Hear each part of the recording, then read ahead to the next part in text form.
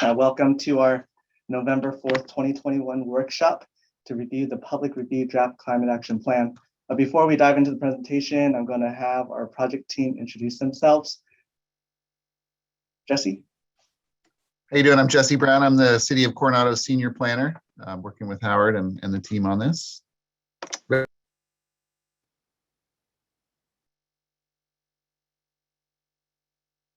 Me? Rich and Matthew. Okay, sorry, I didn't hear that. Matt McFalls, project manager at ICF. Working with this gentleman right here, Rich. And I'm Rich Walter with ICF. I'm the project director for the consultant team, and I head up ICF's California Climate Action Planning practice. So thank you all for coming. All right. Thank you so much. We also have Chris and Diane from PDC, who are our outreach consultant. So for your awareness, this workshop will be recorded and posted for your public viewing on the city's Comment Coronado Climate Action Plan project page. In today's workshop, we'll provide an overview of the draft cap and have a question and answer time afterward. Public comments are due by Friday, November 12th. Please submit comments via the city's climate action email or post comments on Comment Coronado as shown on the slide. All comments received will be presented to the City Council when they consider adoption of the Climate Action Plan. At the bottom of your screen is a Q&A button where all questions to staff should be received. If you have questions during the workshop, please send them through the Q&A feature only. Questions may be upvoted to move them up on the Q&A chat by clicking the thumbs up button next to the question. The Climate Action Plan is an aspirational incentive-based document that outlines the strategies the city may take in the future. All strategies are voluntary and there are no mandates to the city, businesses, or residents. The CAP accounts for the city's ongoing sustainability efforts, including its existing compact development pattern, mobility options such as the summer shuttle and Camira ferry, and other ongoing water and energy conservation measures. The CAP accounts for city emissions and reduction strategies only, and does not include Navy and Port of San Diego emissions since it does not have jurisdiction. The city has conducted robust community outreach and engagement in a challenging pandemic environment. We engaged the public for feedback on the Climate Action Plan, including a community survey, focus group meetings, stakeholder coordination meetings, public workshops, and public hearings. To date, through Comment Coronado, the city's online engagement platform, the city had over 700 visitors made aware of the Climate Action Plan process. The city continues to receive public comments that have informed many of the strategies proposed in the draft cap. The Climate Action Plan process was first initiated by City Council in December of 2017. The city has received public comments throughout the course of the process, as highlighted in the previous slide. This will be the last public workshop on the draft Climate Action Plan. The city is receiving comments until Friday, November 12th, and plans to finalize the draft cap for adoption the first quarter of 2022. On the following slides, I'll discuss the local reduction target and proposed reduction strategies. In April of 2021, the City Council adopted a 39% below 2016 baseline greenhouse gas reduction target by year 2030 that is consistent with the state. The City Council elected to wait on establishment of a local 2045 target because the state legislature has not yet adopted a 2045 target, and statewide planning of how to move past the 2030 target toward a 2045 target is still in its early stages. The city needs to understand what the state intends to do for its part in meeting post-2030 reduction targets to figure out how local efforts can complement state actions. For context, the city's 2016 baseline emissions totaled approximately 113,000 metric tons of carbon equivalent, which makes up about a third of 1% of the region's total emissions. It is the city's intent to do its part to reduce greenhouse gas emissions to help meet statewide emissions reduction goals. Along with the referenced total emissions target, the city will also track the corresponding per capita and per service population metric. Similar to most other cities in California, the city's baseline emissions are sourced from the transportation and energy consumption sectors. The following slides highlight strategies that look to reduce greenhouse gas emissions predominantly from these sectors. Each draft strategy includes a description, implementation details, related co-benefits, and costs associated with implementation. Upon adoption of the draft cap, an implementation plan will be developed to identify specific actions subject to City Council approval.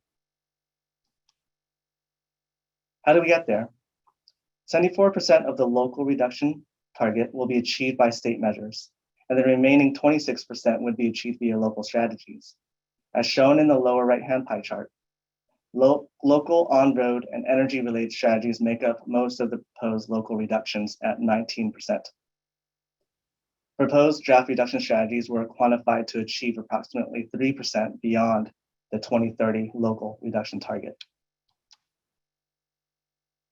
As shown on this slide, there are 4 strategies related to on-road transportation, energy, and waste that cover 94% of the local reductions proposed to achieve the 2030 target. The draft cap also includes an option to consider an increased renewable energy portfolio, which would move forward the state's 2045 target for 100% renewable to year 2030. This strategy is not included in the local reduction quantification because it is not needed to achieve the 2030 target. However, it is an option that the City Council may consider. In the following slides, I'll go into further detail about these top 4 emissions reducing strategies. The following on-road transportation strategies intend to encourage the increased use of electric vehicles, shifting away from conventional gas-powered vehicles. Implementation of a neighborhood electric vehicle program would support the increased use of low-speed vehicles such as golf carts, ideal for short trips around town. On-road strategy 1 proposes to increase the uptake of electric vehicles in Coronado by installing charging stations on public and private property. The proposed strategy anticipates continued increased use of electric vehicles and neighborhood electric vehicles in Coronado, thereby reducing the need for fossil fuel powered vehicles. There are 2 MTS bus routes, 901 and 904, that serve the city. The city's annual free summer shuttle is offered on Route 904 with increased headways where buses arrive at a stop every 15 minutes. Proposed strategies would look at expanding the summer shuttle program by improving headways and offering reduced fares on weekends during the off-summer period. Additionally, the city could work with MTS to use electric summer shuttle buses when they become available in the future. The overarching goal is to increase public transit ridership and thereby reducing vehicle miles traveled and greenhouse gas emissions. The following on-road strategies are intended to provide additional or improved current mobility options, including offering microtransit shuttles in the Village and Kays areas and improving the commuter ferry service. The city will continue to implement its active transportation plan by improving the local bike and pedestrian network. As the city fleet vehicles turn over, they will be replaced with new zero-emission vehicles. Energy efficiency-related strategies are proposed to increase the use of rooftop solar panels and solar water heaters. Outdoor public lighting will be assessed and retrofitted with more energy-efficient bulbs. Through this solar energy strategy, the city would continue to encourage rooftop solar installations through outreach and education programs, permit streamlining, and distilling information to make it easier for property owners to go through the process of installing solar and finding funding opportunities. Through Energy Strategy 2, the city would promote solar water heater installations, replacing old water heaters to help reduce the use of natural gas. The city would promote installations by conducting education and outreach regarding solar water heaters and initiating recognition programs to encourage participation. The waste strategy is proposed to establish a 100% organic waste diversion goal by year 2045. The city would work with its waste provider, EDCO, to establish yard waste, compost, and recycling education and encouragement programs to residences and businesses.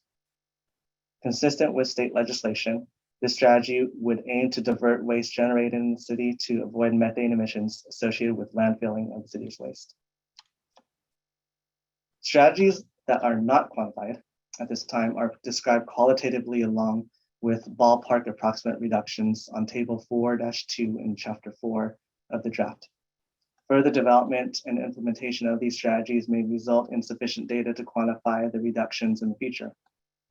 Non-quantified measures include promotion of sustainable landscapes and an expanded urban forest. Other non-quantified measures require working with other agencies wherein the city does not have jurisdiction. For instance, the city can encourage the Navy to provide direct ferry and bus service to NASNY, but the city cannot take credit for the resulting greenhouse gas reductions. As another example, the city does not have control of vehicle traffic to and from the Navy bases, and hence the city cannot take credit for reductions as a result of Navy-based actions to reduce vehicle miles traveled or related greenhouse gas reducing strategies. The city is not responsible for such emissions, and we do not have authority over other jurisdictions' operations. Partnering collaboration with other local entities is essential to further reducing greenhouse gas emissions in the city. Once the cap is adopted, an implementation plan will be prepared to identify specific roles, responsibilities, performance indicators, timeline, and potential funding sources for the range of cap strategies. The implementation plan will be presented to the public and City Council prior to execution. The plan will identify projects and programs that can be implemented within the first year of adoption. As mentioned, public comments are due by Friday, November 12th. Please submit comments via the city's climate action email or post comments via commentcoronado.org, and the draft cap will be finalized thereafter, presented to the City Council for adoption. All comments received will be presented to the City Council when they consider adoption of the cap. And we'll now have a question and answer time with staff and our consultant team. At the bottom of your screen is a Q&A button where all questions to staff should be received, and please submit questions through the Q&A feature only. Questions may be upvoted to move them up on the Q&A chat by clicking thumbs up button next to the question. We'll have Matthew facilitate the questions for our team to answer. If we're not able to answer particular questions this evening, your questions or comments will be noted and received for a response when we present the finalized draft climate action plan to City Council for consideration. Thank you, Matthew. Sir, first question, can you go back to slide? Actually, it got moved around a little bit. Actually, first question is probably a good question. There was a couple, and it's a couple. There's one question about why is the cap? Can you explain why the cap is kind of aspirational and voluntary at this point? Sure. The draft cap is an aspirational incentive-based document that outlines a roadmap to greenhouse gas emissions to the city to make the city can make in the future. Caps are encouraged to plan for local emissions reductions needed to help the state meet its goals.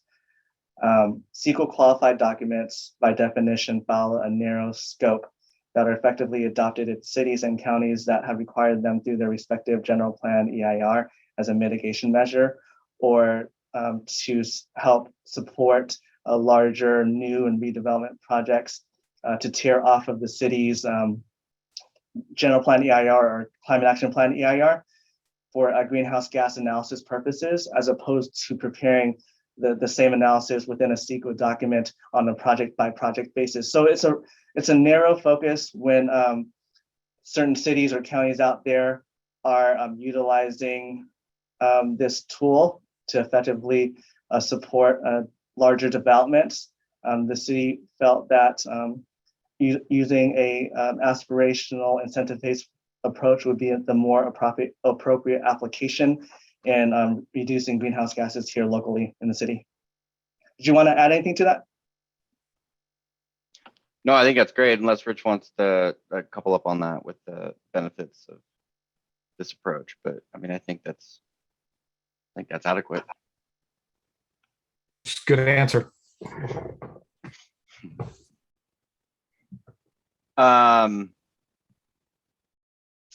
It does bounce around, like you said it would, Howard. So about solar water heaters. So why is there a recommendation for solar water heaters given the higher value of electricity from solar PVs, which could provide more flexibility for heating water, building power, EV charging? So basically, why do we focus only on solar water heaters and not PV? But I believe that we focused on solar water heaters in this discussion, but PV's incentives for solar panels are in the cap. They just don't achieve as much reductions. Yeah, they're both. Reason is good, Rich. Yeah, both solar PV, solar roof is and solar water heaters are in the plan, Energy 1 and Energy 2. There's going to be, as a flexible plan, it's not necessarily about everybody having to do the same thing, you know. And so PV solar, great, really helps, for the folks that are going to do that, and to the extent that the city can add to that on their facilities, certainly has benefits.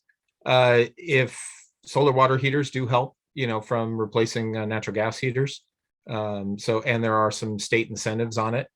So I think, part of this is, definitely this climate change challenge is about having all kind of all options on the table. And so we tried to look at those that had the greatest potential to reduce emissions, and that appeared to be most feasible for Coronado, and that's what we're reflecting from our analysis. But I don't think there's any exclusion, in having a solar water heater measure. It's certainly not to the exclusion of the importance of rooftop solar or solar installations, whether on an individual house or business or government building, or in the community. So I don't think it's necessarily an either or. I could certainly see that from the consumer point of view, that people may make different choices that work really well for them, and they may choose PV over as an installation, over investing in a solar water heater for those flexibility benefits that the commenter noted. So I think it's really, these are all different interventions, and they're probably going to affect the community differently, but not uniformly. Highly doubtful. So it's good. It's a good question. Yeah. There's a question about carbon offsets. So do we consider carbon offsets, carbon credit, sorry, not offsets, carbon credit aspects, and how they could be maybe repurposed into the community? And I think that's just, how we talked about that a little bit, but that's a kind of a future idea for, I know the county's considering that now, and a lot of the jurisdictions are talking about that, but I don't know. Did we want to answer that about that second one from Stuart?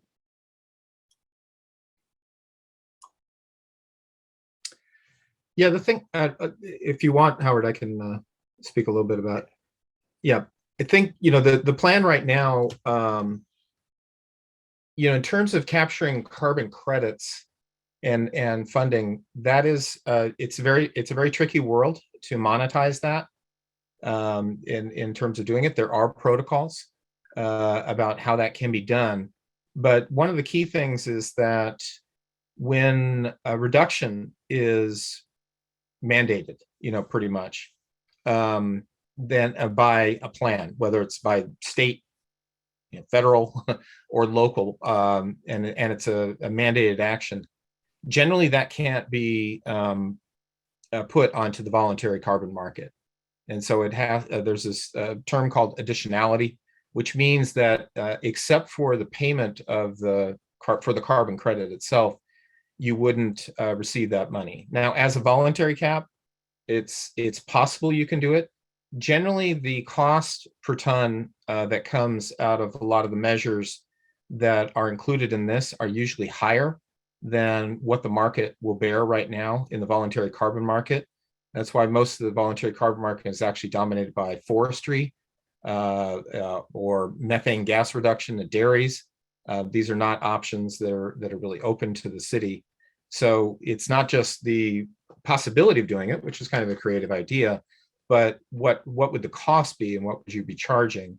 And in the voluntary market, you have to be competitive on the market. And right now, the voluntary market isn't only in California, but it includes outside of California and actually the world. There is a global carbon market. So those are challenges that you'd have to come through. Is if you do it in the voluntary market, you have to compete with them, and you have to be able to deliver that value at that price. That is very challenging for most of these measures.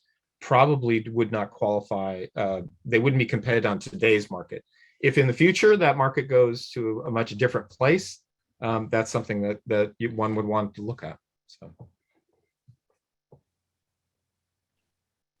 Right. Thanks, Rich. The carbon neutrality. So the COP in Scotland this week.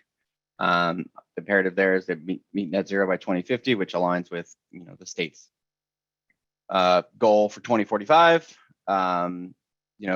want to talk a little bit about kind of the planning around that, Howard, and kind of intent of the city is to do that, but obviously every jurisdiction in California is kind of waiting on CARB to kind of set the groundwork for that. So I don't know if you want to talk about that a little bit. Yeah, sure thing. At the State Air Resources Board, they're working really diligently on identifying solutions for long-term targets. And we're keeping a close eye on what's happening at the statewide level.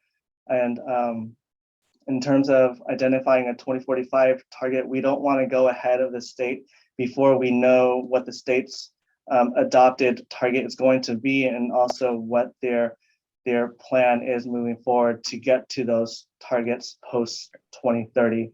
And if they choose 2045, which it seems like that's the direction it's going, that how are we going to get there?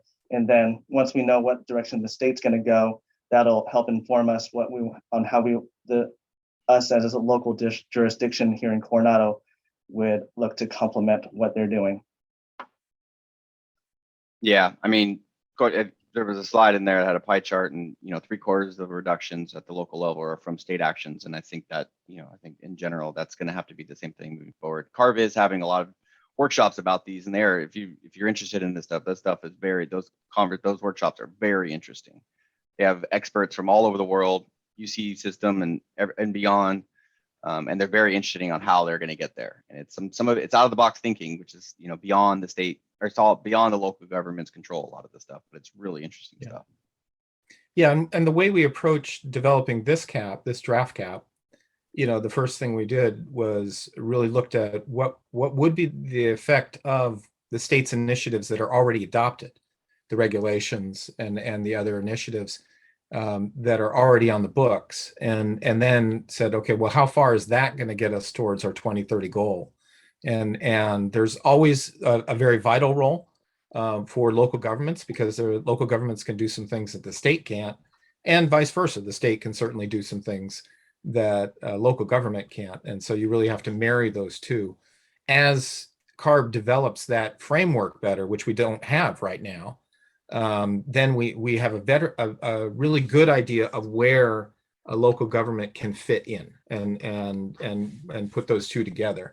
Right now, we'd be speculating on exactly, what the rollout in terms of changing cars, to some extent in the electricity grid, and where solar is going to fit in that, along with other renewable sources, and other initiatives that the state does fund across a whole bunch of different sectors. So it's really a necessity to have shared assumptions about where the state is going in order to make a complementary local climate action plan, in my opinion.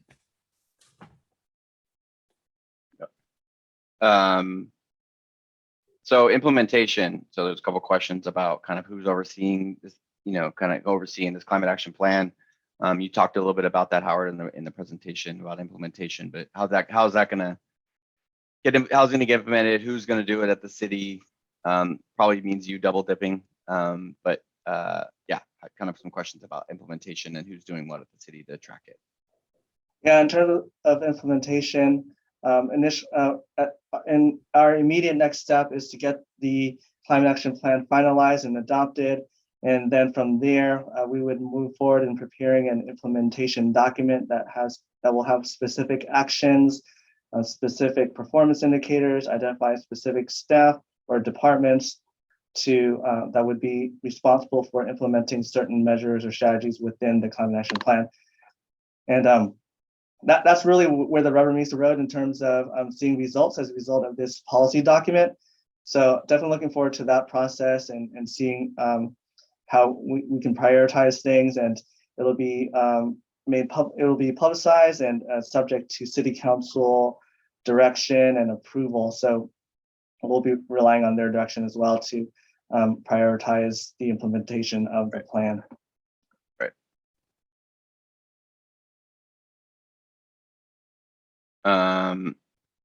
So going back to the cap, there's a table 1.1 talks about, kind of presents the primary pollutants that we're talking about here, kind of gives the lay of the land of what they are. their atmospheric lifetime and the global warming potential. And the question is, and it's a good question, some of the pollutants such as methane have both long-term and short-term kind of climate variables. The Climate Action Plan looks at the 100-year timeframe, consistent with what CARB says and what every jurisdiction does, but there are short-term climate potentials for, say, methane, which is also captured in CARB's short-term climate pollutant strategy. So while that global warming potential is higher at the short term, consistent with protocols, we look at the long term. I don't know if you want to say anything else about that, Rich, about kind of how that's captured and why we do it that way. Really, it's a fair point that methane has a higher global warming potential over 20 years, for example, than it does at 100. The reason we do the inventory the way we do it is so that it is comparable to other inventories. So we're using fairly standard practices, particularly like the ICLEI U.S. Community Protocol is a major source of our methodologies, which is commonly done by the neighboring jurisdictions in San Diego, actually, and across California. So this is pretty much the standard convention. It is what CARB does in the state's inventory. So we wanted an inventory that would match that same protocol. But absolutely that it's important, in the more near term, short-lived climate pollutants, methane, and there are others, are very important to the overall effort.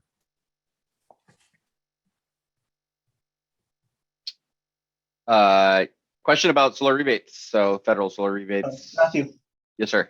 Before we move on to that question, I wanted to answer Amy's question about voluntary and who's responsible and by when. Okay. She asked, the city is worried about being sued if they do not meet goals. Did the consultant ever read other neighboring plans? As discussed, our climate action plan is a voluntary document, incentive-based. It's not a CEQA tiering document. So typically the cities that have more of a potential of being in litigation as a result of their CEQA document tied to their climate plan are those that have gone the CEQA tiering document route for its climate action plan. So typically the litigation that's occurring is narrowly involving those types of climate plans. Does that sound about right?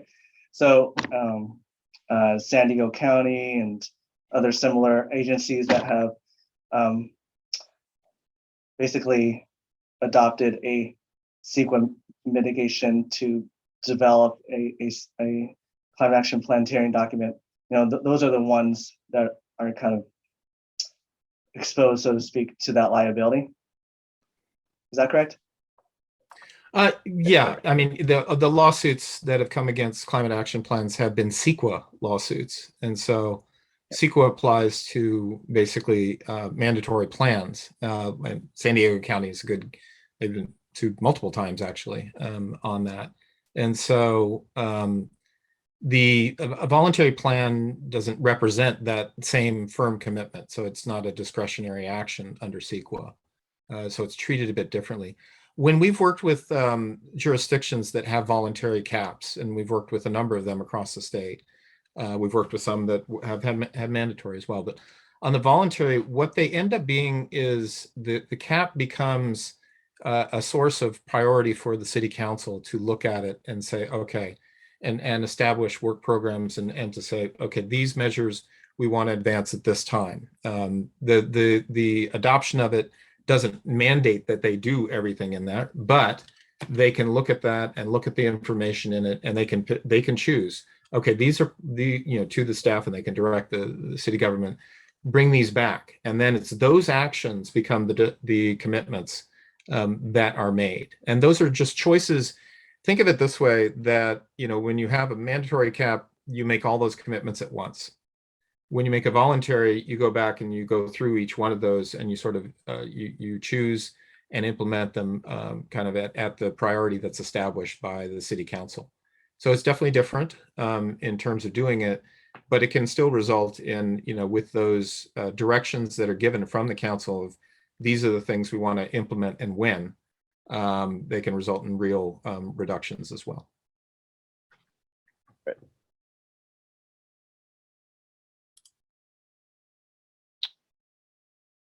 All right, so federal solar rebates have gone down. Does the plan analyze city solar rebates for residents?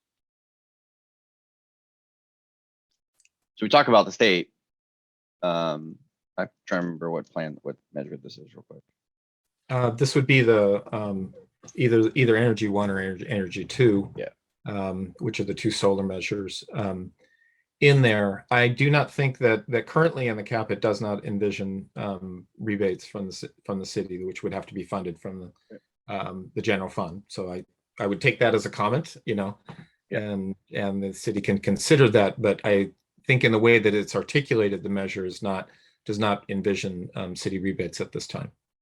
Yeah, I believe currently the way it's written, the city's plan is to promote and encourage and educate the public on different solar financing or rebate options or incentive-based options that are out there, and to kind of serve as a clearinghouse or a resource to the public to kind of point people in the right direction, to provide guidance so that they are more aware of what the options are out there.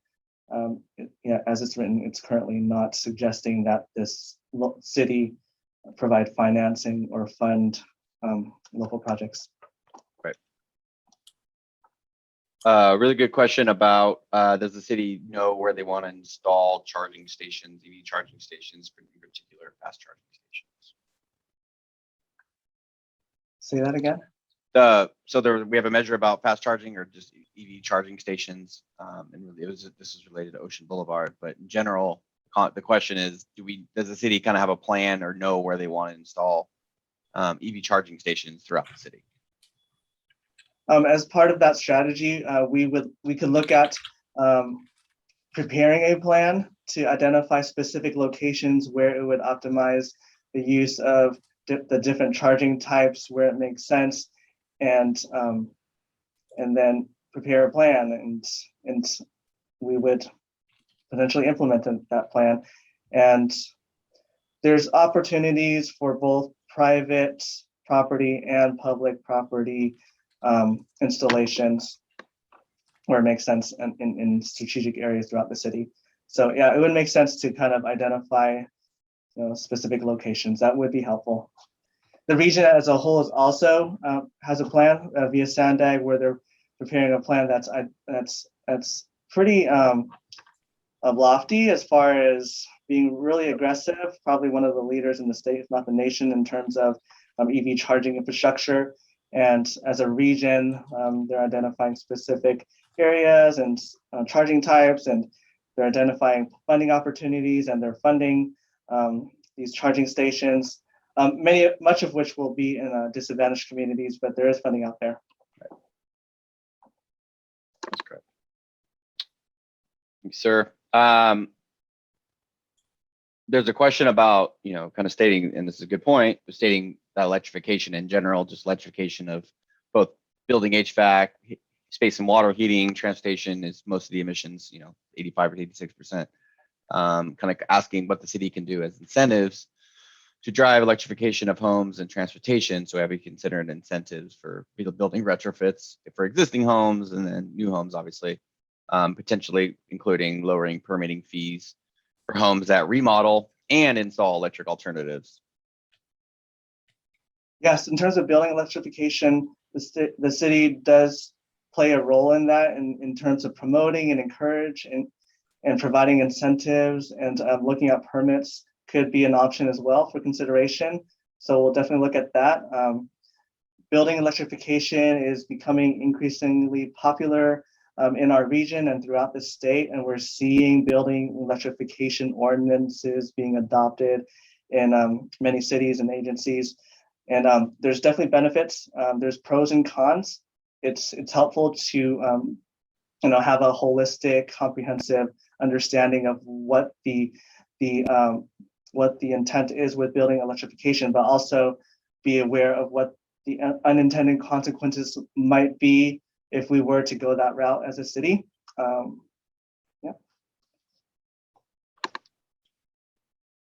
All right, thank you, sir. Waste one, since EDCO started offering collection of food waste for composting, has the city tracked the amount of food waste collected? Have you guys been tracking that?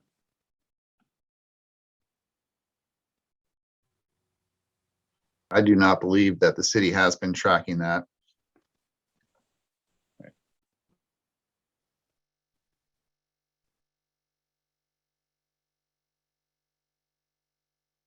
Is that one we want to follow up?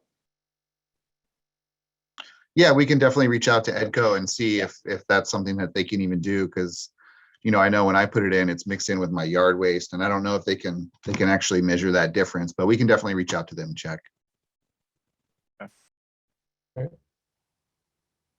It's a question about the target that we used. Why do we use 39% versus 40%? I'll let Rich explain that one, but it's essentially the same thing.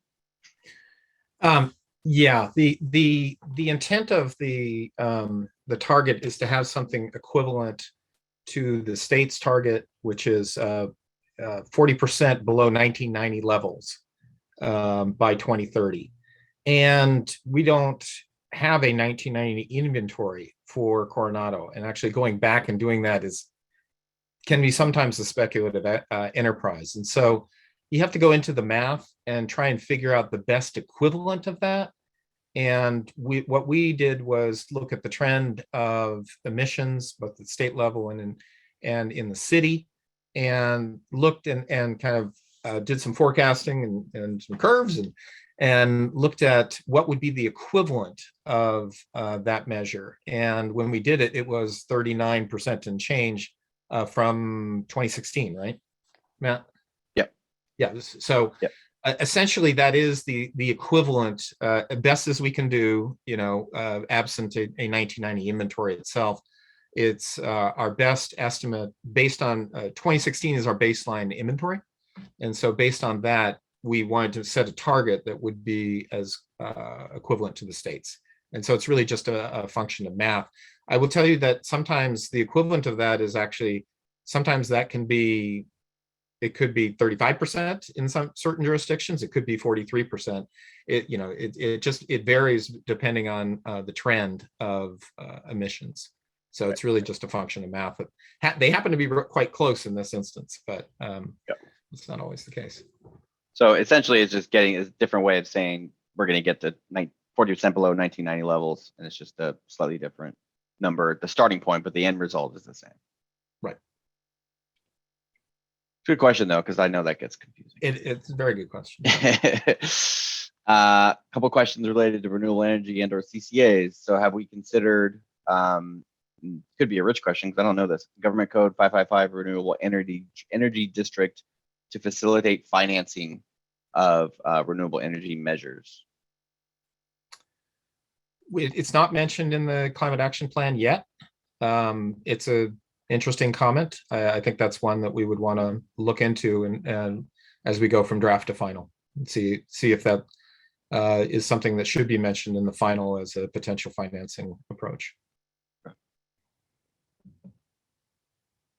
CCAs. So has Coronado considered joining a CCA? Most cities in the county are part of one. So I'll answer that. Yep. So there's the potential greenhouse gas emissions reductions of joining a CCA. They're there, and they were evaluated, and the information is included in the draft plan. However, joining a CCA would be a policy decision of the city council, right? So if the council was interested in joining a CCA, the city would first need to prepare a comprehensive feasibility study to determine the costs and benefits of a CCA. And then there would be extensive public outreach as part of that process and education before any action would be taken to formally join a CCA. So this process would likely take a year or more to complete, and we would take that on a separate track apart from the climate action plan. So whether it's in the climate action plan or not, we can move forward with a CCA process via the next step in a feasibility study up to the city council to move forward with that. So yeah, there's definitely potential there for emissions reductions. No question about that. Yep. Thank you. Thank you, sir. How will the county's updated cap affect Coronado? That could be Yeah, maybe a rich question. go ahead. You want to start off, Howard? Yeah. So San Diego County's climate action plan is a plan that provides a roadmap for greenhouse gas reductions for all unincorporated areas in the county. So their strategies and their actions and their measures are specifically applicable to future development in unincorporated areas in the county. So it doesn't affect any incorporated cities within the county. They'll have their own targets, their own goals, their own objectives and actions. And so it's essentially a separate plan. It wouldn't affect Coronado's county. It's possible, Howard, that the commenter, there's sort of two different things. There is the county's climate action plan itself, which they are, they've been trying to do that for exactly what you said, the unincorporated areas, and that obviously doesn't apply to Coronado. There is the Climate Roadmap 2030 effort that the county is doing, and it has aspirations. It is looking at the county-wide, so it's looking at both cities and the unincorporated jurisdictional area. They have in their plan to develop a climate action plan out of that. Of course, the county doesn't have jurisdiction over the cities. That's just the way that it works. So exactly how that's going to roll out, in terms of what opportunities there might be for the city, I think it's early in that phase right now. But they are working on that, which is basically, I think they're doing that in a partnership between the counties and the cities to advance that roadmap. And so it's possible, but ultimately, their cities still have jurisdictional control over that. The counties do not have that. They can't enforce a climate action plan, if you will, on the cities. But I would look at that more as a possibility for possible partnerships. If there are things that are being done on transit, for example, which we have some in this plan that do involve MTS, and obviously the ferries to downtown. There may be opportunities on that or on other aspects to partner with the greater, with either the city of San Diego or other partners as they're advancing those programs. So I think those are opportunities that hopefully the city can take advantage of to advance some of the measures in here. But I don't think it's it's not a regulatory forcing type of action. If I understand, I don't know everything about the roadmap, but that's what my understanding of where they're headed. Thanks, great response. Just as far as the time check, we're at 5:46.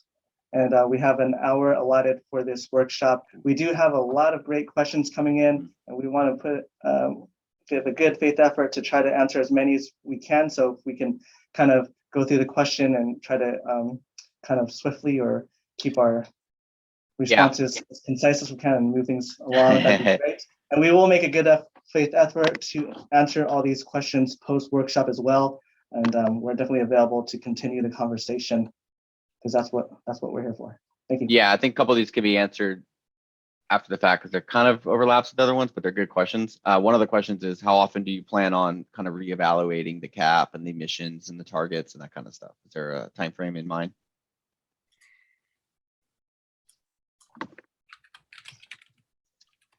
Third one down.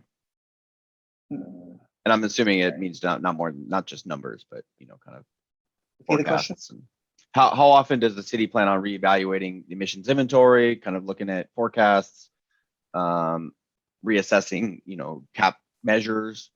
Obviously, the scoping plan will be an inflection point. Maybe that triggers a rebrand, but in general, does the city have a plan, an idea of how often they want to do this? That's a good question. We're in year 2021 and our target is year 2030. So typically cities, they may look at, there's an ongoing effort to kind of have a current idea of where each city or agency is at. And then other cities approach it by updating its inventory maybe every few years or so. And so it's kind of up to city council how they want to do it, as far as how aggressively they want to keep a tab on each of the strategies and where we're at as far as greenhouse gas emissions levels and doing the math. It's basically a math problem of kind of identifying where we're at and trends and projecting out forward. And so yeah, it can be done every few years. It's I think, but yeah, there's options, and that's something we should be interested in proactively following. Okay. It's not at the top, but I think this is a good one real quick, and then obviously we'll bounce back. But what is the timeline? If the cap is approved in early 2022, what is the timeline for starting initiatives? Obviously, like, a mention of Ocean Avenue again, about that's a good opportunity to start implementing some EV charging along Ocean Avenue. Would that allow for enough time for those measures, or that type of infrastructure to be added post cap? And my guess is the cap, it doesn't really matter essentially with the cap, that stuff can go in anyway. But yeah, there's lots of ongoing sustainability practices that we can start looking at now that isn't contingent on having a climate plan. So if there's certain measures that are, so to speak, low-hanging fruit, typically in an implementation plan, you'll have your short-term, your medium-term, and your long-term type measures. So you can identify, well, these are the measures that make the most sense to implement within the first year, and then these are the measures that are the cluster of measures that make sense to adopt within 3 to 5 years, and so on and so forth, and aligning city resources to reflect that. And of course, that's up to a city council to decide and prioritize. But yes, we could start implementing actions now, and there are a lot of sustainability actions that the city is looking at and implementing now, whether we had a climate plan or not, that relate to sustainability and climate action. right. I mean, how many of you've already installed a bunch as well? I don't remember the number, but how many chargers you've installed throughout the city? Was there any discussions with council about, this was at the top, about the joining a not-for-profit carbon disclosure project? Has that been discussed with the council at all? Not that I'm aware of. And either, I think that's one of those we should follow up with as it gets. Yeah, we could look into that as far as what that might look like. Couple comments about, or one comment at least, about what do we think is, based on these comments, this workshop, obviously some of it depends on feedback from the council, but what of the cap do we think will need to be updated or revised based on any of this? It'll be up to city council, like how soon they want to update it. Caps are living documents, so they do get updated. There's new inventories that are updated every few years in general, and then you reevaluate and you assess and you adjust as needed.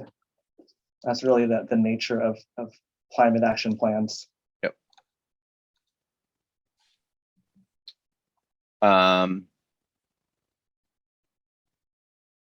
Does anything in the cap address the adjacent value to improving air quality by electrification? San Diego area has some of the worst air quality in the nation.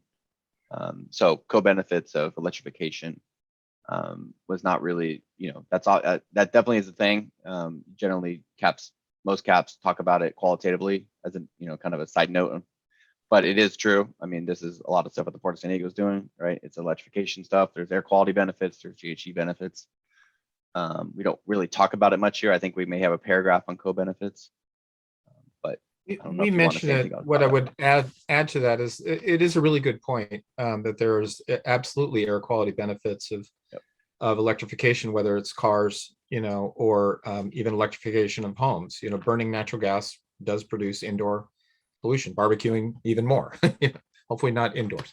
But yeah, I would just note we worked on a study for the EPA about climate action plans and their benefits for air quality, and we actually monetized the health benefits on air quality, as well as using the social cost of carbon to look at the benefits on the greenhouse gas. And interestingly enough, what we found in that study was that the air quality benefits, as in the health benefits of reducing some of those pollutant sources, was about almost worth the same as reducing the greenhouse gas emissions from, once you put a dollar value to these things. And that was a really interesting result.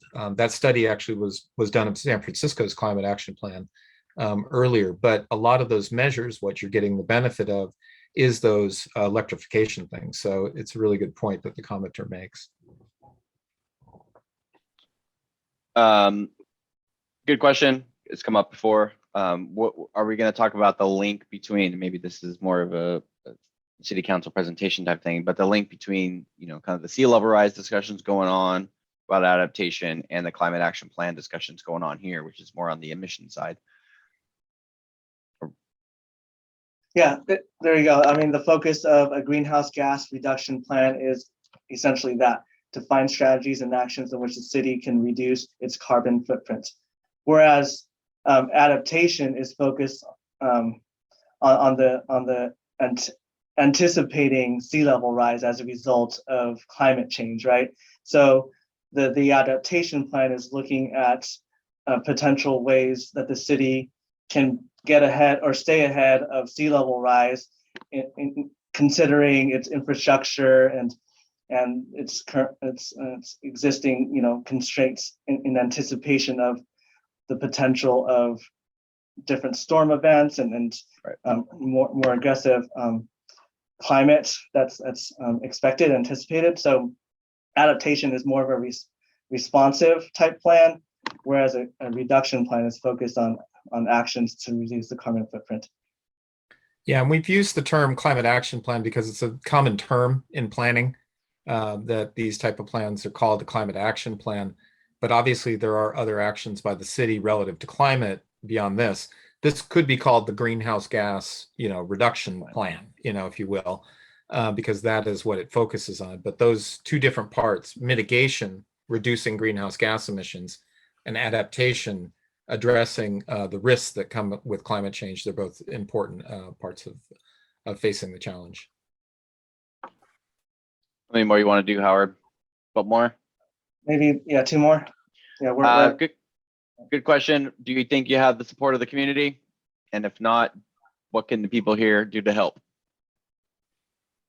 I think it's really helpful. The education piece goes without saying. It's been really helpful to have different groups educating the public on the importance of being proactive and making people aware of climate change and what the consequences of that may be and what role the city could play. It's small. It's important. It's small but important part of reducing its carbon footprint and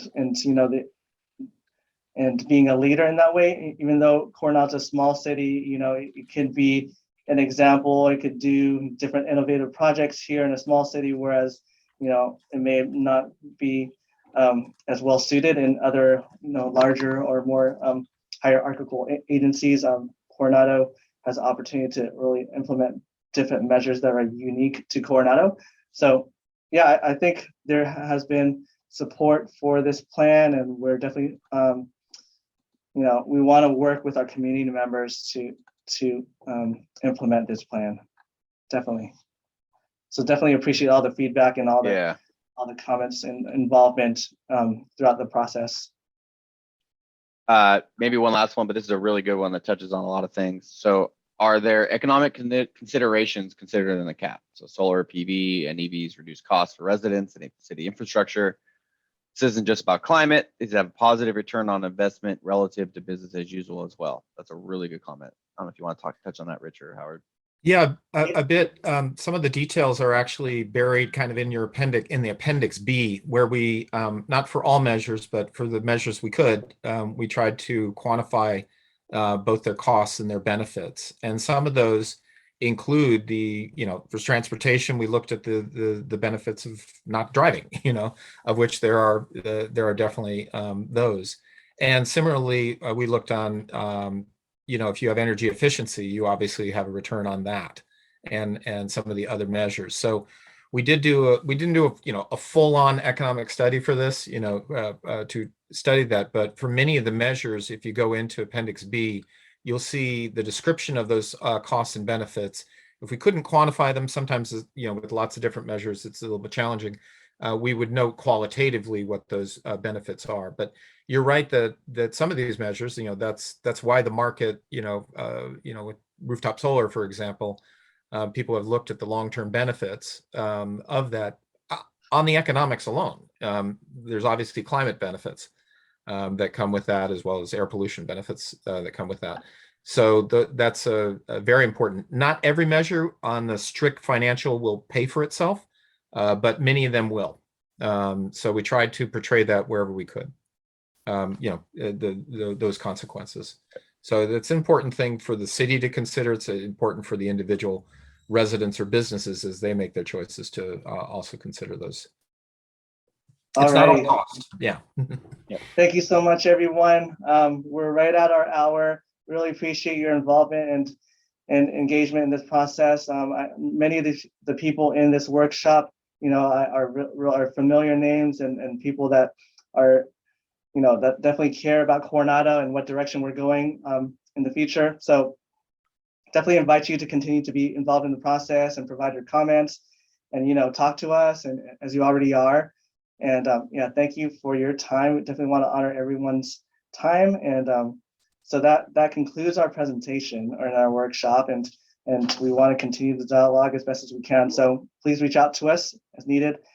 We have taken down your questions, and the next council meeting, we'll let you know when that'll be in terms of taking it back to council for consideration and adoption of a finalized climate plan. That should happen in the first quarter of 2022. We don't have a specific date yet. Look at commentcoronado.org as a place for resources and information, and also to provide your input. Or you could email the climate action at our Coronado email. I'll post the presentation as well. And that's it. Have a good evening, y'all. Really appreciate it again. Thank you. Thanks, everyone. Good night. Thank you, everybody. Bye.